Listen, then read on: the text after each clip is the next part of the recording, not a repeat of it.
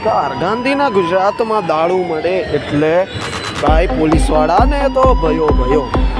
આ રીતે Naroda police station વિસ્તારમાંથી હુન્ડાઈ ક્રેટા કારમાં ભરેલ વિદેશી દારૂની બોટલો તથા ટીન બિયર મળી કુલ નંગ 1266 સાથે રૂપિયા 2,30,782 મુદ્દા માલ પોલીસ દ્વારા જપ્ત કરી કુલ રકમ 12,40,728 મુદ્દા માલ ઝડપી પાડતી અમદાવાદ શહેર પીસીબી દ્વારા આ સરાહનીય કામ કરવામાં આવ્યું છે. જે બાબતે આપણે વાત કરીએ તો નરોડા પોલીસની મોટી કામગીરી આપણી સમક્ષ સામે આવી છે, જેમાં નરોડા પોલીસ દ્વારા બુટલેગરોને ઝડપીને દારૂની બોટલ અને બિયરના ટીન ઝડપી પાડવામાં આવ્યા છે.